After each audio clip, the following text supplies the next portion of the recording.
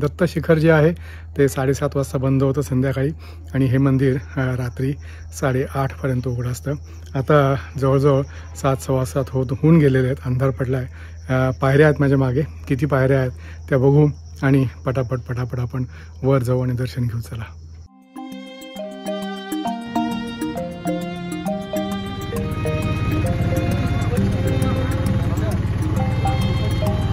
दत्ताचं मंदिर लवकर बंद होतं.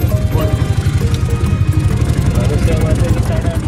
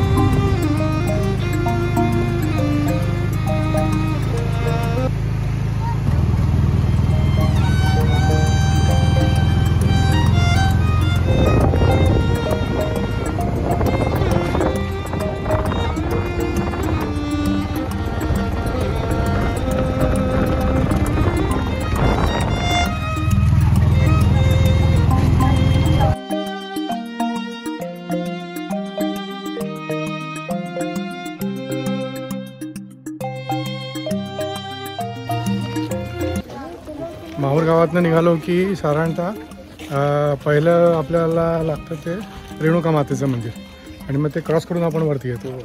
मग दत्त शिखर आणि मग त्याच्या तिथून अजून पुढे गेले की अनुसूया मातेचं मंदिर. रस्ता एकदम चांगला आहे, सिमेंट कॉन्क्रीटचा.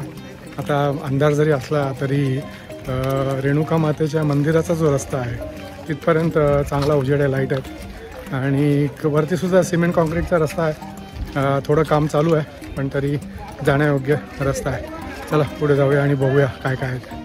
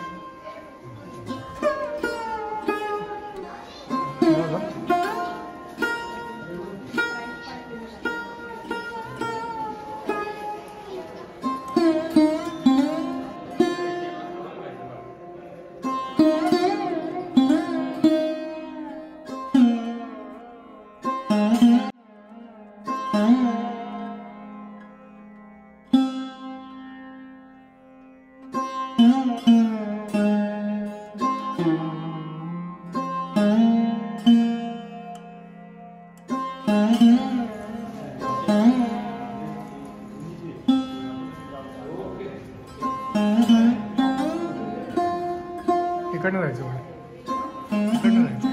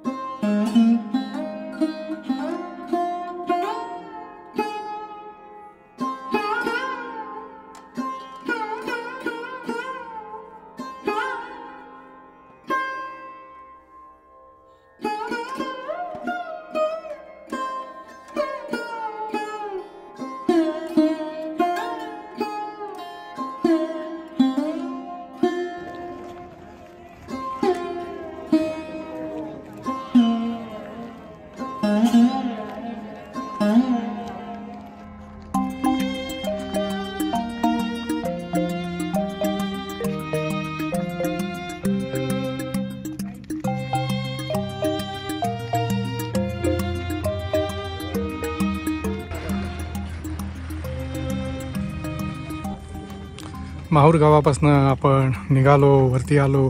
5-6 किलोमीटरचं अंतर पार केलं की पहिल्यांदा आपल्याला लागतं देवीचं मंदिर.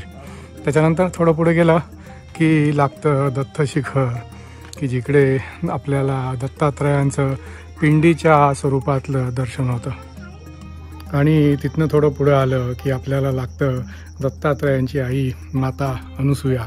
माता अनुसूया शिखर पण याला म्हणतात आणि माता अनुसूयेचं मंदिर. दत्त शिखर जे आहे ते 7:30 वाजता बंद होतं संध्याकाळी आणि हे मंदिर रात्री 8:30पर्यंत उघडं असतं. आता जवळजवळ 7:15 होऊन गेलेले आहेत, अंधार पडला आहे. पायऱ्या आहेत माझ्या मागे, किती पायऱ्या आहेत त्या बघू आणि पटापट आपण वर जाऊ आणि दर्शन घेऊ. चला, या अशा पायऱ्या आहेत, म्हणजे एक साधारणतः 5 पायऱ्या आणि त्याच्यानंतर सपाट असं सगळं आहे. त्याच्यामुळे चढताना दम काय आपल्याला लागणार नाही असं वाटतं आहे. आणि सगळीकडे दिवे आहेत तिथे वरपर्यंत, आपल्याला तिथे जायचं आहे वरती. तिथपर्यंत दिवे आहेत आणि व्यवस्थित पायऱ्या बांधून काढलेल्या आहेत. त्याच्यामुळे सावकाश करत आपण वरती जाऊ.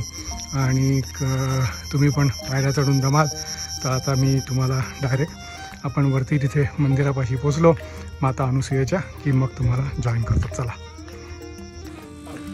इथे मंदिराचा गेट आहे, सोप्या पायऱ्या आहेत, त्याच्यामुळे जास्त दम लागत नाही. आता या थोडाच पायऱ्या उरल्यात.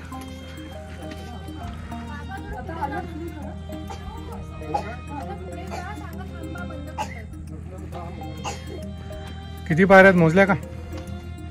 किती झाल्या आतापर्यंत? 150 झाल्या, म्हणजे अजून पुढे एक साधारणतः 25 वगैरे असतील. चला पुढे जाऊ.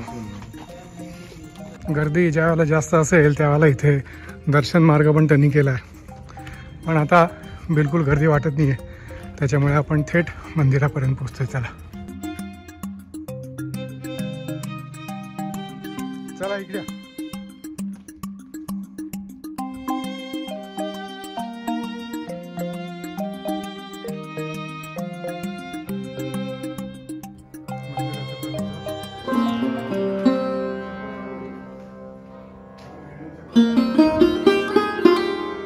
चप्पल दर्शन मार्गात गर्दी भरपूर होत असल्याने पायऱ्या केल्या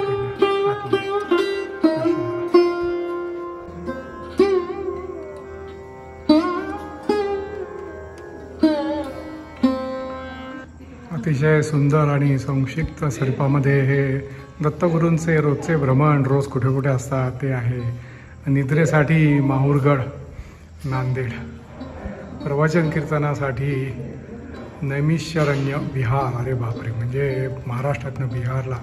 संध्याकाळच्या संध्येसाठी पश्चिम किनारा, योग साधनेसाठी गिरनार पर्वत, तांबूल भक्षणासाठी राक्षस भवन बीड, दुपारचे भोजन पांचाळेश्वर बीड, दुपारची भिक्षा कोल्हापूरला, चंदनाची ओटी प्रयाग, आचमनासाठी कुरुक्षेत्र, स्नानासाठी वाराणसी आणि वास्तव्य मात्र मेरू पर्वत. इथे प्रत्यक्ष बसून पादुका अभिषेक. वेळ सकाळी 10 ते 2. अभिषेक देणगी 151 आणि पौर्णिमा अभिषेक असेल पौर्णिमेच्या दिवशी तर 251 रुपये. असं आहे अनुसूया मातेचं मंदिर. आतमध्ये व्हिडिओ शूटिंग फोटो अलाउड नाही त्यांनी सांगितलं, पण आतमध्ये अनुसूया मातेची पाषाणातली अतिशय सुंदरशी साडी नेसलेली, वस्त्र परिधान केलेली अशी मूर्ती आणि सोनेरी मुखवटा मूर्तीवरती अशी इथे आतमध्ये मूर्ती आहे. आणि हे आतमध्ये जायचं प्रवेशद्वार. या साईडने आपण आत जातो आणि दुसऱ्या साईडने आपण बाहेर येतो.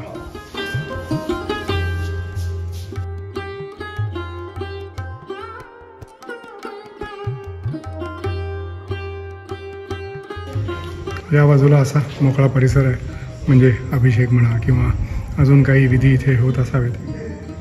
असं हे सुंदर अनुसूया मातेचं मंदिर.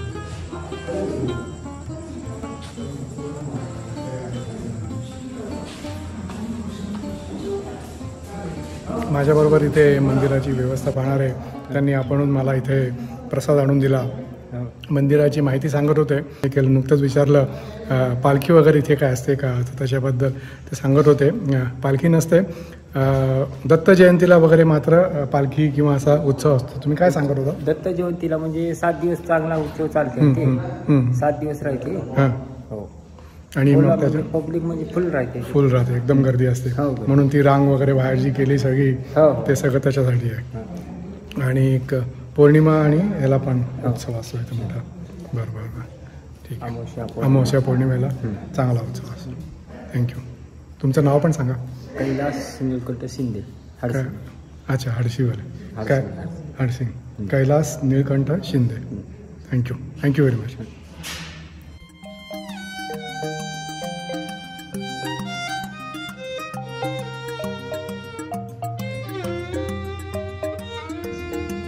व्हिडिओमध्ये किती कॅप्चर होतं मला माहीत नाही. आपण तिथनं खालनं आलो, तिथे खाली जी ओम आहे तिथपासून असं पायऱ्या चढून चढून वरती आलो. आणि हा सगळा अंधार जरी असला तरी मध्ये काही दिवे तुम्हाला दिसत असतील. हा सगळा माहूर आणि आजूबाजूचा परिसर. काही काही ठिकाणी वणवे पेटलेत किंवा आग मुद्दाम लावल्यासारखं असं पण वाटतंय. या समोरच्या बाजूला बघा, इथे तेज, आगीचं तेज इथपर्यंत कित्येक किलोमीटर लांब आहे, पण इथपर्यंत ती दिसते. असं हे अनुसूया मातेचं मंदिर. दत्त शिखर पण आपण बघितलं, म्हणजे मातेचं मंदिर बघितलं आणि मातेच्या मुलाचं पण मंदिर आपण बघितलं.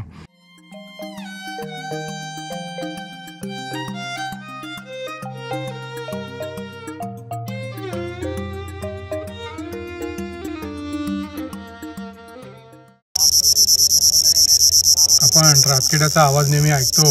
रातकिडा कधी पाहिलाय का? हा बघा रातकिडा. माहूरमध्ये आम्ही आलो आणि आमच्या गाडीचा टायर पंक्चर होता, म्हणून आम्ही माहूर फिरण्यासाठी आणि अनुसूया मातेचं मंदिर आणि दत्त शिखरला जाण्यासाठी रिक्षा केली. रिक्षावाले आम्हाला इतके चांगले मिळाले इथे. त्यांनी आपणहून आम्हाला सगळी माहिती दिली. पटकन 2 मिनटामध्ये आले आणि व्यवस्थित सगळं, अंदाज जरी असला तरी व्यवस्थित वरती नेलं डोंगरावरती. रस्ता चांगला मोठा आहे सिमेंटचा आणि परत आम्हाला आता एक साधारणतः 2 तासामध्ये खाली आणून सोडलं. त्यांचं नाव आहे गोकुळ. ते त्यांचं नाव सांगतील, त्यांचा फोन नंबर तुम्हाला सांगतील. तुम्ही जर का माहूरला आलात, तुमची गाडी नसेल स्वतःची, का हा माहूरमधला, मी तर असं म्हणेन हा आपला माणूस आहे, यांना फोन करून तुम्ही येऊ शकता. तुम्हाला हवं त्या वेळेला ते येतील. आणि सगळं माहूर रेणुका मातेच्या मंदिरामध्ये आम्ही उद्या जाणार आहे, त्याच्यामुळे आम्ही आज गेलो नाही. पण रेणुका मातेचं मंदिर असेल, अनुसूया मातेचं मंदिर असेल किंवा माहूरचा आजूबाजूचा परिसर असेल, तुम्ही यांच्याबरोबर फिरू शकता. तुमचं नाव आणि फोन नंबर सांगा. माझं नाव गोकुळ गिनगुले आहे. माझा मोबाईल नंबर आहे 8459821269. कधी पण माहूरला आले तर अवश्य कॉल करा. धन्यवाद. जय जगदंबा. जय जगदंबा. थँक्यू गोकुळ. थँक्यू. कधी आलात अवश्य फोन करा, हे येतील आणि तुम्हाला सगळं माहूरची यात्रा, माहूरची ट्रिप सगळं करवतील.